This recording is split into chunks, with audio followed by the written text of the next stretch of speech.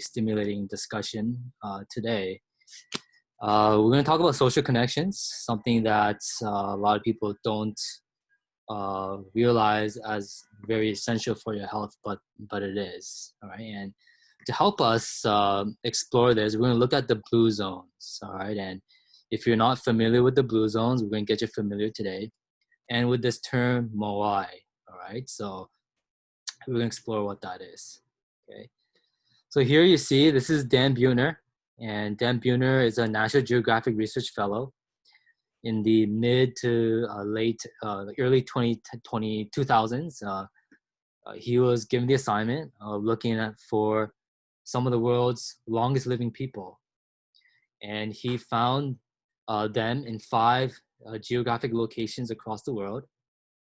Okay, and they are Okinawa, Japan, 2 locations in the Mediterranean, Sardinia, Italy, and Icaria, Greece, and Nicoya, Costa Rica, and interestingly, in North America, Loma Linda, California. Now, the Loma Linda Blue Zone is very interesting, is a little bit unique from the other blue zones in that it's not an ethnic group, it's a religious community called Seventh-day Adventists, and we heard a little bit about them earlier in the introduction. But if you look at these 5 groups or these 5 places on planet Earth, they have large concentrations of centenarians, people who live to 100. Now, it's important to emphasize that these centenarians are not, for the most part, they're not getting Alzheimer's and dying in nursing homes and things like that. These are actually very healthy, vibrant individuals, all right, who've lived long, healthy lives. And when Dan Buhner studied these individuals, studied these groups, he noticed several common lifestyle factors that are common to all of them, including healthy nutrition, plant-based nutrition, exercise, and so forth. But he also noticed that they emphasize strong social connections, right? And one group that really, really best demonstrates this are these ladies here. Here, seeing a bunch of women that Dan Buhner met when he went to Okinawa. And these ladies, their average age is over 100. And they've been together as friends for 97 years. So they've been friends since about the age of 5. And what you're looking at here is what is called a Moai. Okay, a Moai. And basically a Moai is a Okinawan social group that young Okinawans join or enter into at a young age, and pretty much they become friends for life, right? And all throughout their life, they could depend on their Moai to support them when they're going through financial difficulties, when there's a death, or when they're going through any type of difficulties and struggles. They could always rely on their Moai to be there for them. And it's really wonderful to see. In fact, one of the ladies that Dan Buhner met, she says that the very first thing she does in the morning is wake up, open the window to see if her friend's window is open, which means that that she's still alive. So these strong social connections are really important, and I want us to think about, about ourselves. How many of us are still connected to friends from grade school? Right? Not too many people maintain those strong connections, but in these successful centenarian populations, they do. And Dan Buhner notes that this is possibly one of the reasons why these individuals live such long lives. And I want to contrast that to what's going on now in our society. If you ask a lot of people these days, if you're going through a hard time, how many people can you actually reach out to for help, for support, for a listening ear? And if you talk to a lot of people, it's actually not that many. In one study, they found out that in 1985, people would say that, on average, they had about 3 discussion partners, or people that they can really reach out to in times of difficulty. But in 2004, it's actually dropped down now to 2. So people, it seems like our society is becoming more isolated, and we have less and less people to really reach out to for social support. And the question is, does this have health consequences? And I believe that the answer is yes. And we're going to explore some of that. Now, this is particularly relevant now because, of course, as everyone knows, we've been going through this pandemic, and the the modus operandi for the last several months has been social distancing, the 6 feet rule, and so forth. But as everyone has experienced, social distancing has not just meant stay 6 feet away from people. It's also meant staying at home. As you can see in this sign here from Public Health Toronto, there's a sign that says "Stay home if possible." Right, so we're being encouraged to not just stay physically distant from people, but to actually stay inside the house. Now, for many people, staying at home, it may not be that bad. It could still look something like this. But for many Canadians, and for increasingly growing number of Canadians, staying at home actually means this, because a large number of Canadians, and increasingly large number of Canadians, are actually living alone. And we have to ask ourselves, is this healthy?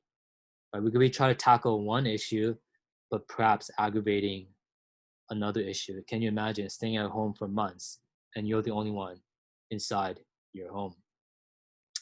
And it's not just us that are raising the question. It's even mainstream news channels and news agencies that are raising this concern as well. As you can see here, Time magazine, COVID-19 is making America's loneliness epidemic even worse, right? So a lot of people are lonely, and could these stay-at-home orders and stuff like that, could it be actually making this pandemic or this epidemic of loneliness worse?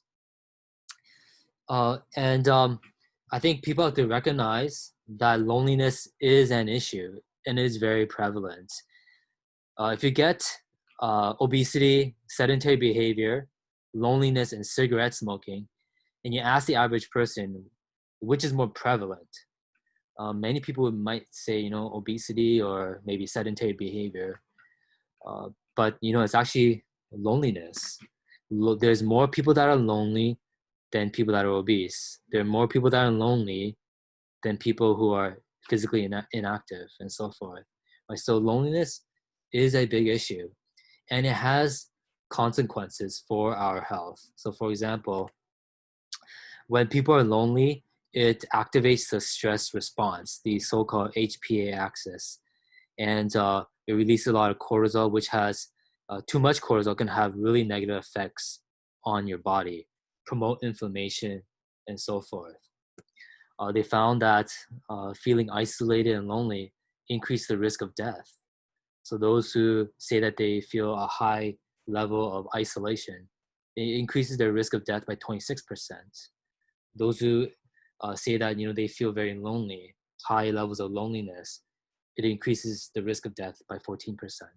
So loneliness is not just some emotion that is in the nether regions of your brain and it has no consequences. It's not just relegated to the realm of your emotions. It actually has physiological consequences and also overall longevity and health consequences as well. All right, so what do these centenarian groups in the blue zones, what do these people do to foster social connections and to live, which helps them to live a long, healthy life? So let's look at a few things that these blue zones people do. Number one is marriage. We can't overemphasize the importance of marriage. This here is a couple from Okinawa, and they've been married for 70 years. Is that amazing?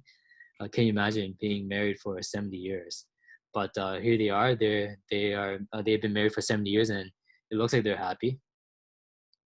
And studies are very consistent that marriage actually promotes health and longevity. So, for example, in this report here, 2017, they state overall there remains a positive relationship between being married and health, which is consistent across different cultures and countries, with poor health being observed in those who are widowed, unmarried, and single.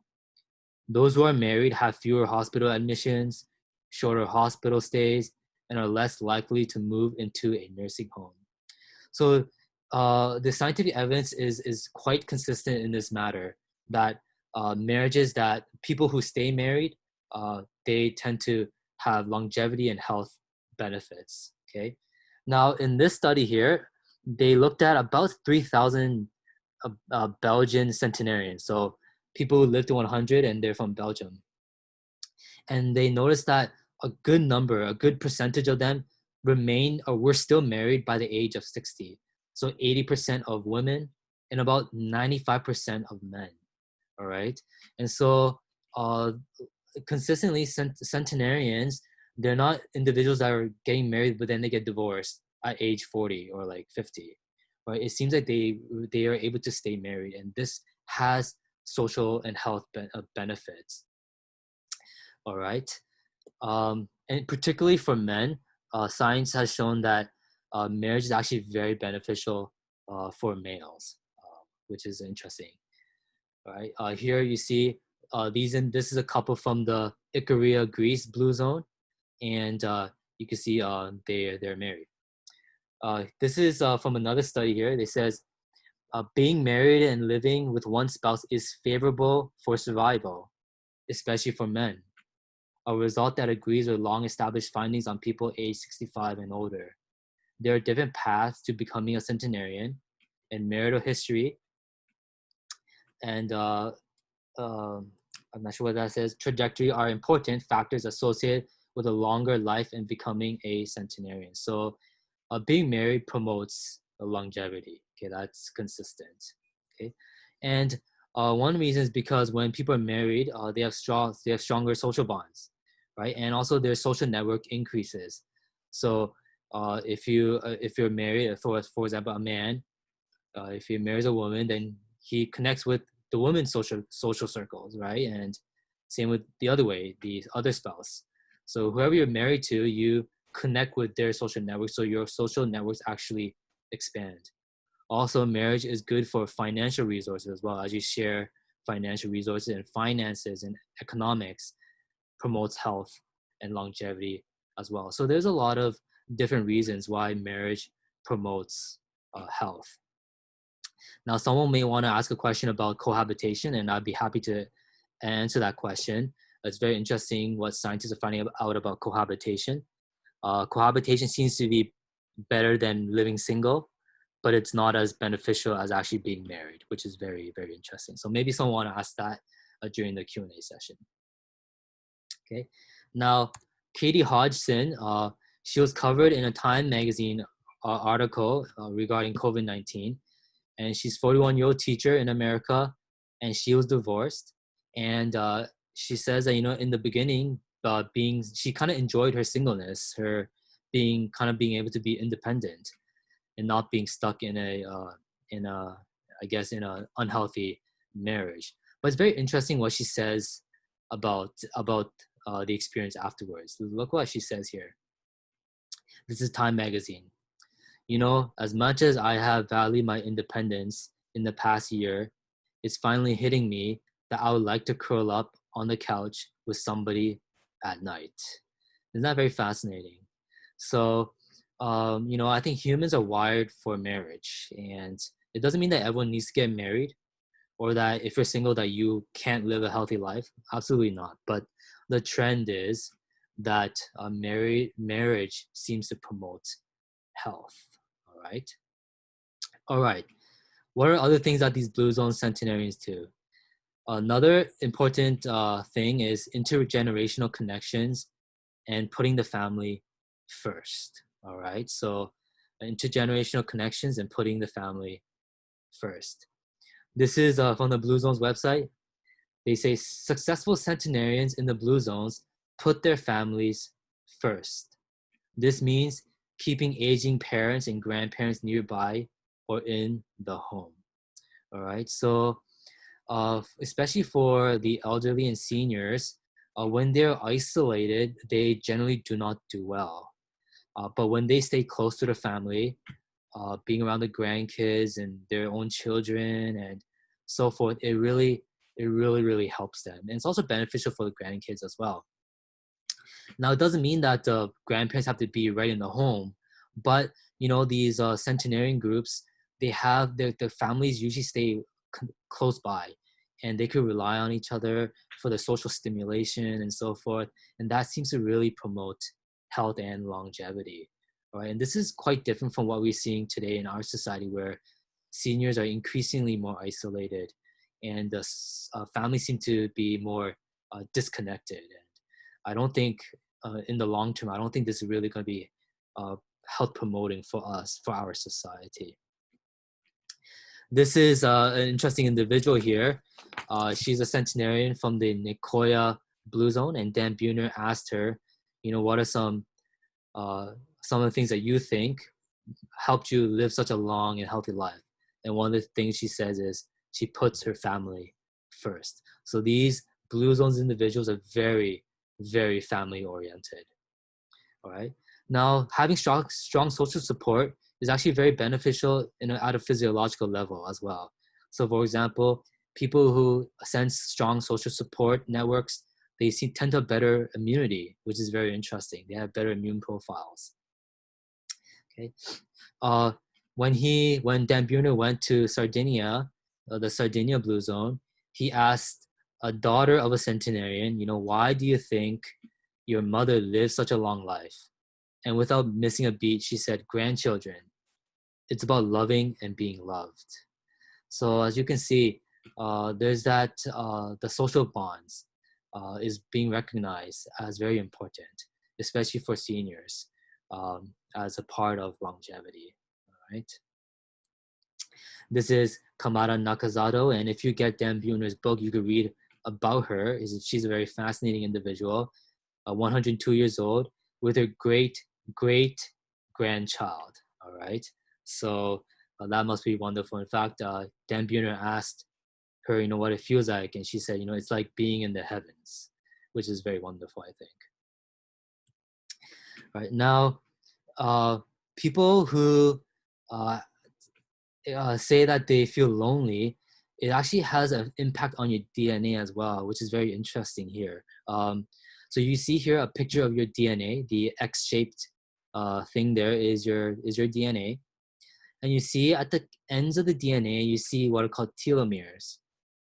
Now, telomeres are caps. They basically cap your DNA, and they basically help the DNA stay stable. When these telomeres get shorter and shorter, it pretty much leads to instability of the cell, and is a marker of accelerated cell death, which is linked with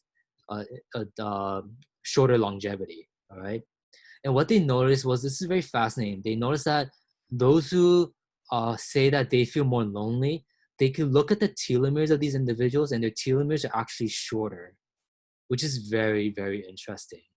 Right, so loneliness seems to have an impact not just at like the cellular level, but even at the level of the DNA as well, making the telomeres shorter, which is really, really interesting.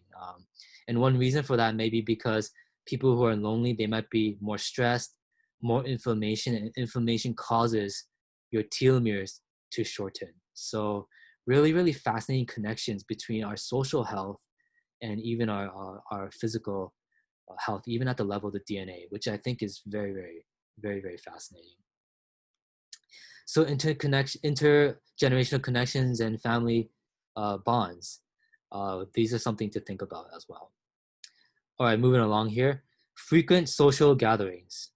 When Dan Buhner studied these centenarians in these blue zones, they gathered together for social gatherings very, very often. So here you're seeing a dinner in Sardinia, in the Sardinia Blue Zone.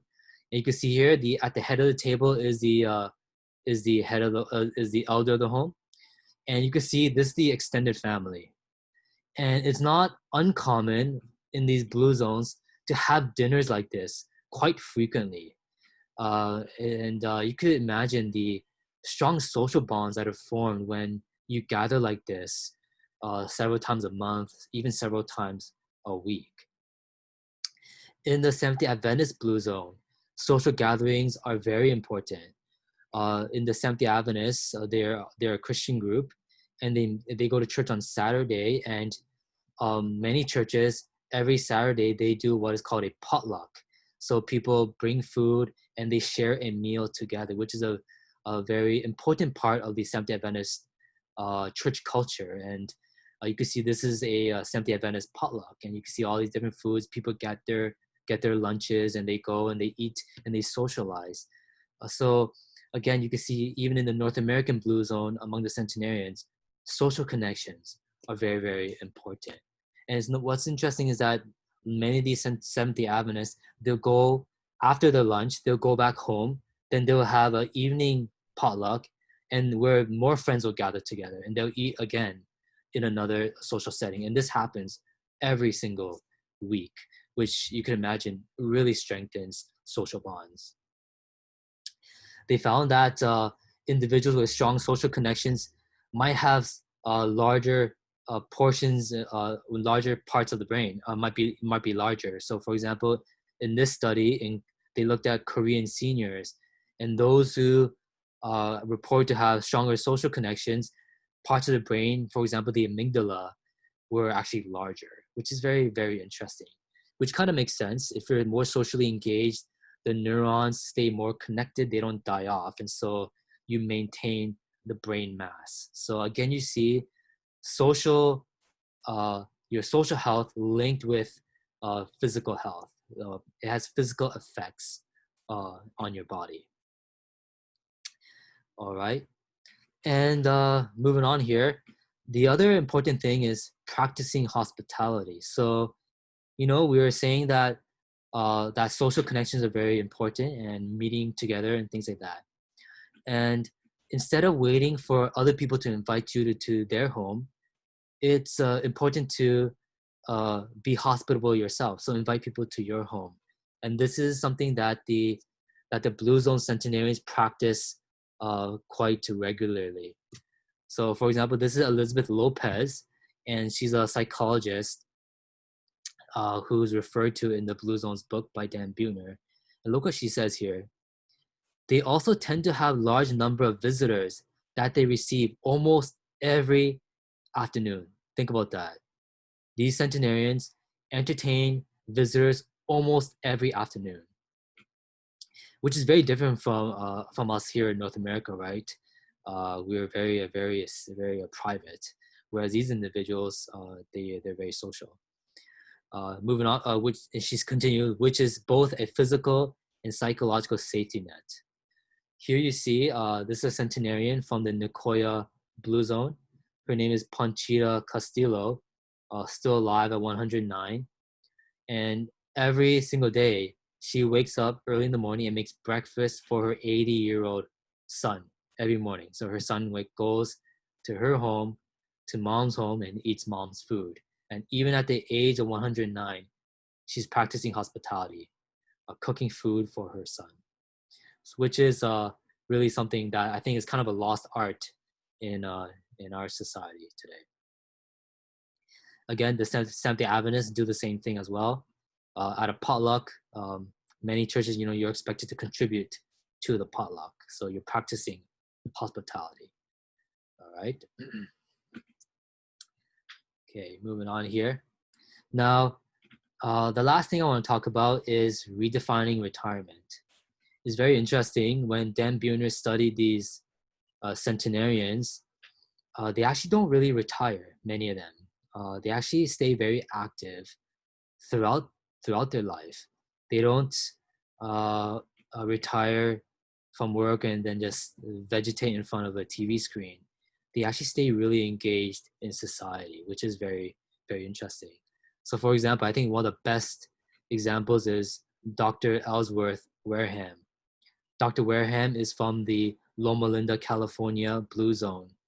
He is a cardiothoracic surgeon.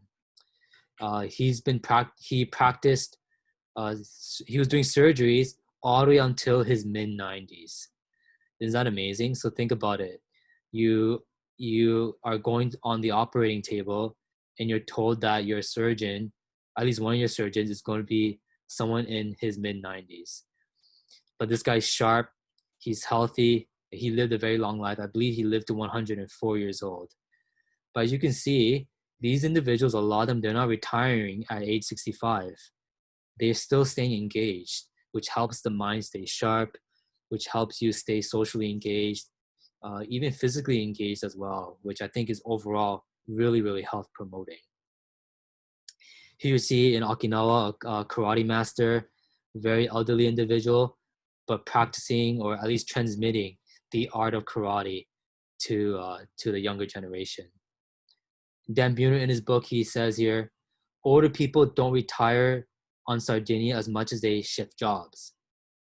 It's not uncommon to see 90-year-olds, and I want you to notice these are 90-year-olds, working as walking patrols or advising city government. By and large, they don't retreat to retirement homes or senior communities. So think about that.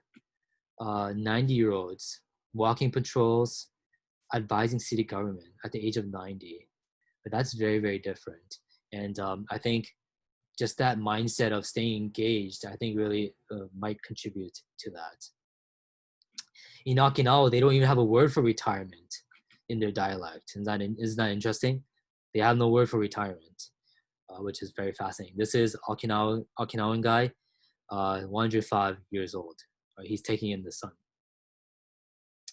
This individual, he's very fascinating. He's a centenarian from the Nagoya Blue Zone. And every Sunday, his family gathers for a big family meal. And this guy, he wakes up super early in the morning. He gets his grandchildren and goes to the supermarket, and he goes and shops for groceries to make the soup.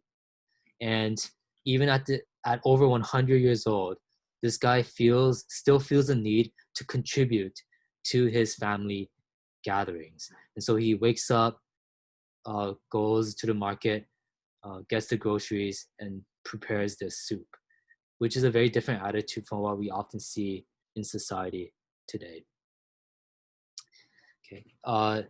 Dan Buhner notes that in the Sardinian Blue Zone, there are no long-term care facilities, which is, again, I think very fascinating. Now, some people might say, is there longevity that helps them to stay engaged like that? Which I think could be true. I mean, there might be a bi-directional relationship, but I think, I think it goes both ways as well. The mindset of staying engaged helps people, I think, maintain their longevity. All right, so some closing thoughts here. This is from the Annals of New York Academy of Sciences, and they say, humans need others to survive and prosper, period. And I think this is so true. When you look at the scientific evidence, it's very clear that humans are really meant to have strong social connections. We are meant to be social beings. And I think fostering those connections, though it might take some effort, is still a very health promoting thing to do. All right.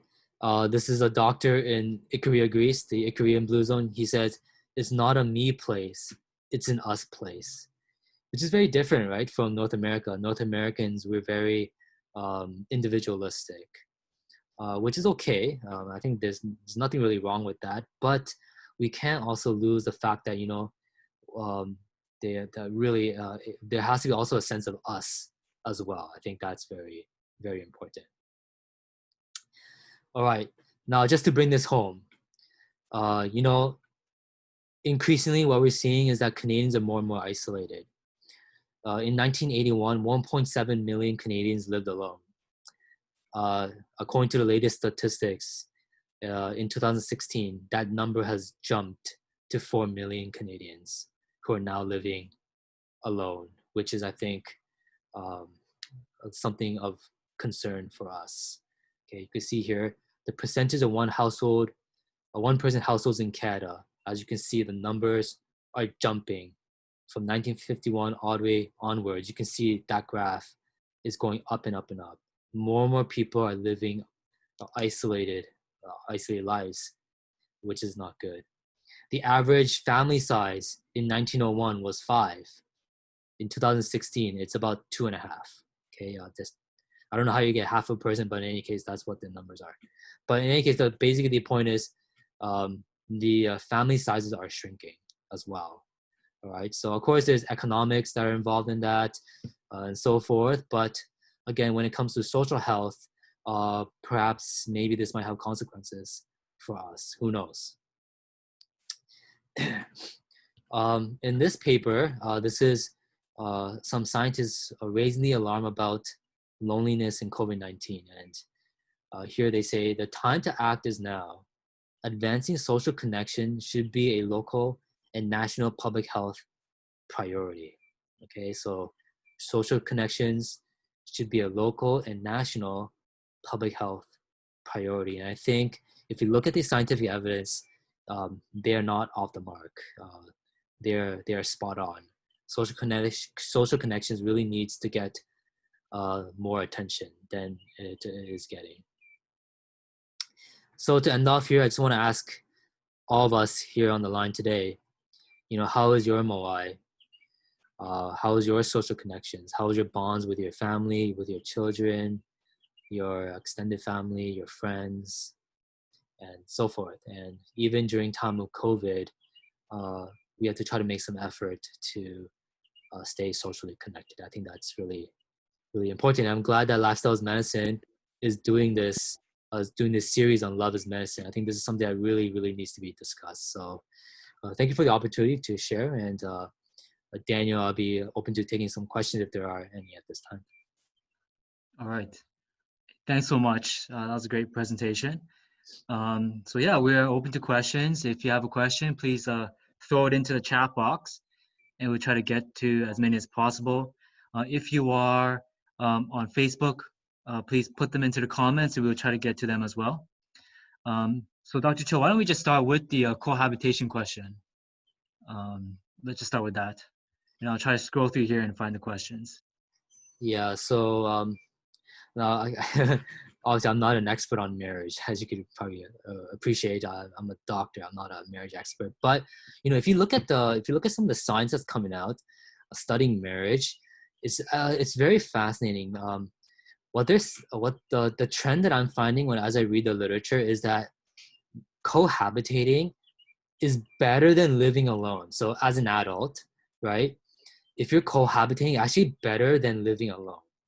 However, is not as good as actually being married, which is very interesting. And you could do the research yourself. You'll find that this is quite a consistent pattern. And there are very good reasons to explain this. So, for example, it's better than living alone because you have somebody there with you, right? That makes sense. We just talked about the importance of social connections. If you're cohabitating, you have that partner there with you, which so you get the benefits of all these social benefits of living with somebody else, right? Now, how come it's not as good as being married? Well, the answer is very simple. When the scientists are studying this, they're recognizing that, first of all, people who are cohabitating, those relationships actually don't end. They don't really last.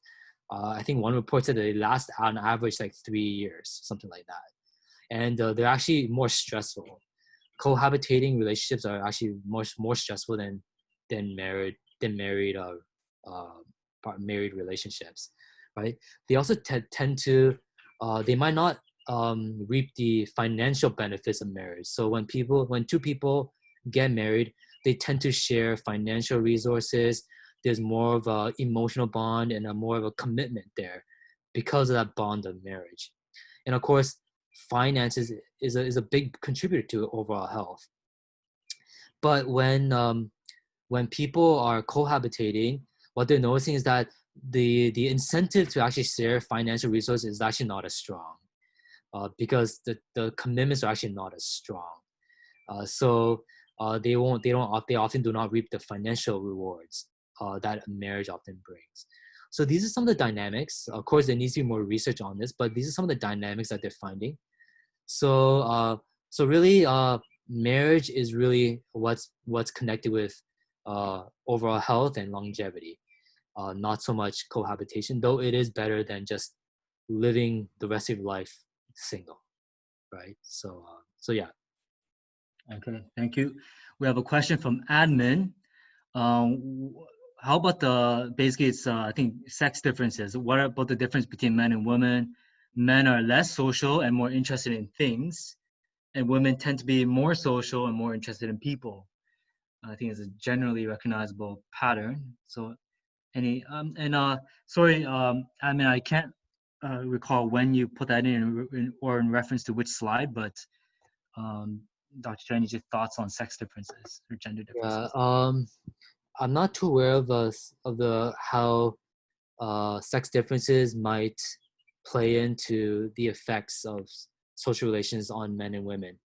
It's just it seems to be important for both sexes. Now, um, for men, as I mentioned earlier, marriage seems to really be important for men.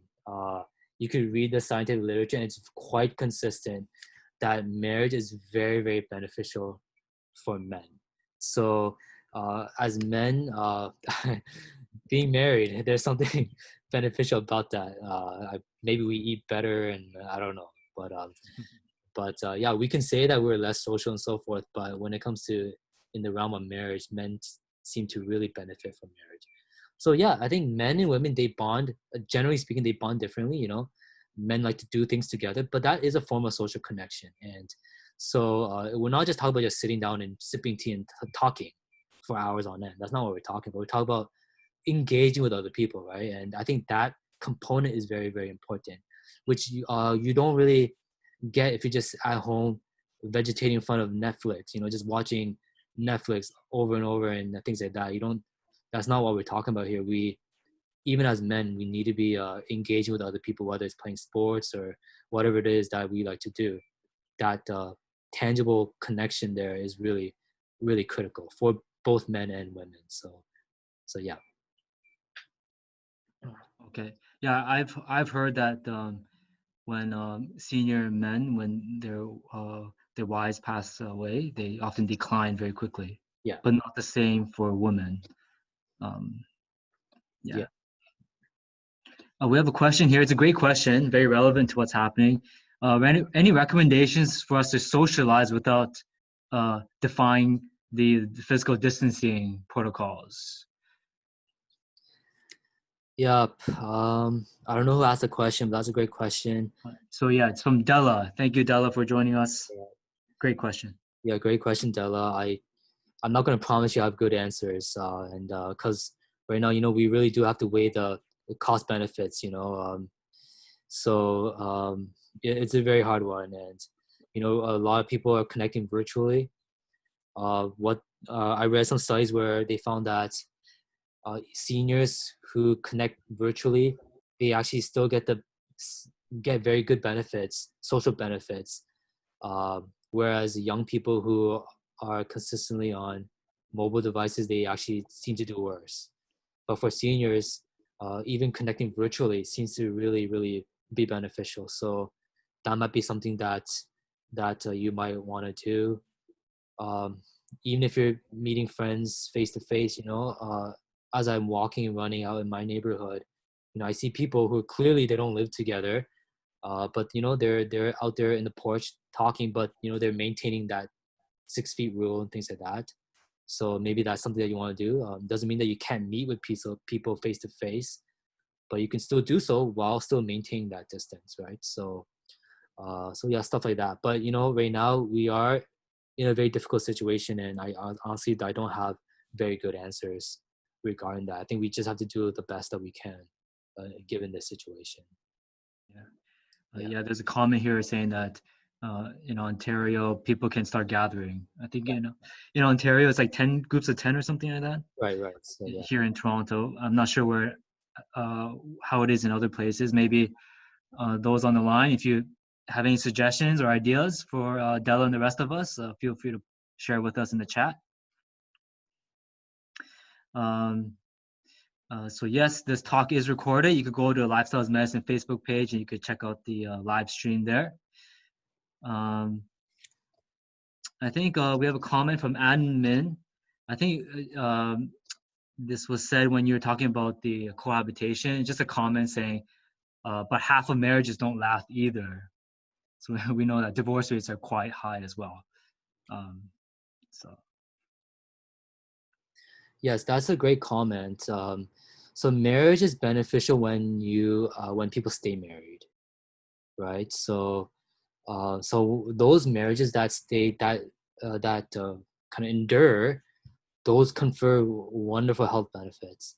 But when people are widowed, divorced, separated, and so forth, uh, yes, you generally lose that benefit. So yeah, we need to encourage people to uh, like it's good to get married, and also really we need to equip people how to stay married. And I think that's obviously not my area of expertise, obviously, but I believe that it is some things that we're going to tackle here on lifestyle is medicine, love is medicine in the future. We're going to try to bring people who are experts on the topic of marriage to discuss, just the dynamics of marriage and what makes a marriage work. And I want to encourage everyone to come to those things because admin brings up a very good point. Yeah, a lot of marriages are very are like are very bad. People don't enjoy marriage, and which is really really unfortunate. So we want to try to tackle that. But it's not to say, but that does not negate the science, which says that marriages that do last, those are very beneficial for health. And I think we can't negate that as well. So yeah. Yeah. Okay. Great. We have. I'm gonna skip the next question. We have a question from Priscilla. But Dr. Cho, it's regarding more of your personal beliefs about cohabitation. So maybe we'll skip that if that's okay. Um, and we have an interesting question from Gregory. How it's about long-term care and future nursing homes. How would we redesign them given that people can't take care of themselves and families can't cope? Might be out of your expertise, but I'm not sure if you have any thoughts on that. Yeah, I'll comment on the cohabitation one day, as well. But with Gregory's question, yeah, that's a challenge. Our the whole dynamics of our society is really shifting. It's more expensive to live in life, live generally, and so for people have there's more burdens and people more stressed, more less time and so forth. So I think this is a challenge, and I don't, unfortunately, Greg, I don't have good answers for you. But I think it is something that we should look at because seniors generally they do better when they're around people, right? So I think that is something that we really need to take a look at, and yeah. But unfortunately, that's not out of my route. That's not really my expertise. Regarding cohabitation, so I appreciate the question. So, or the comment, what the opinions I'm getting, that I'm sharing with you regarding cohabitations, you can actually do the research yourself and find, go on a PubMed and search out cohabitation, marriage, and things like that.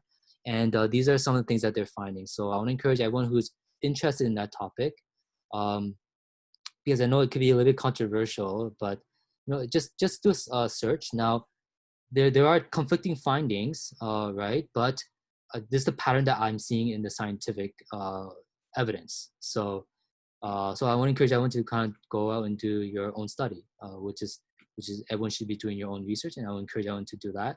But this is what we're finding. It's very consistent. Marriage is associated uh, with health benefits, cohabitation, because a lot of cohabitating relationships just don't last very long. So it does. You really don't get that much of a benefit because they don't really last long. So so it's actually not rocket science. Yeah, but the research is there and it's easily accessible. So Yeah, great. We have a question here, and it's a quick question. It says, basically, do you think that uh, I will live less because I'm alone, living alone as a woman? So basically, does somebody live less because they're alone that's a great on the question. individual level? Yeah, that's a great question. I don't think we can really say. I refer to a Belgian study. If you remember, there was a Belgian study where they looked at 3,000 Belgian centenarians, and some of them never got married. Not all of them were married. Some of them actually didn't get married, and they lived to 100. I think we have to be we have to realize that, social connections is one aspect of health. There's genetics. These centenarians probably have good genetics as well. There's nutrition, there's exercise, things like that, right? Social connections are one part of health, but I wouldn't say that they're the determinant factor, right? They're just one part of the overall picture of health. So in lifestyle medicine, there's six main spheres, and social connections is one of those spheres, and we want to help. We want to encourage people to foster that. So yeah, I don't think just because you're single that means that you're going to live a shorter life. I don't think we can say that, but that's also not to negate the general trend of the science that we're seeing. So yeah, I wish everyone here would live a very long and vibrant life. That's what we would wish for everyone. That's why we do these programs. Yeah. Okay, I think that comes to the end of the question, so we'll end it here. Just want to thank Dr. Cho for the presentation. We want to thank our partners, the Seventh-day Adventist Church, and also Pathways Lifestyle Medicine Clinic. We want to invite you to our next Love is Medicine event. It will be online as well, on July 9, and the topic is Women's True Desire. Fascinating topic. And we want to invite the men and the ladies here. You just invite your men folk to help understand, what do women really want, and how does that impact the way we approach marriages, relationships, dating, etc. So it's a fascinating topic. So we want to invite you for that. You could register at lifestylemed.org /loveismedicine. So yeah, thank you so much for joining us. I want to thank those on Facebook, and we hope you have a wonderful rest of the day, and hope to see you next time. Thank you.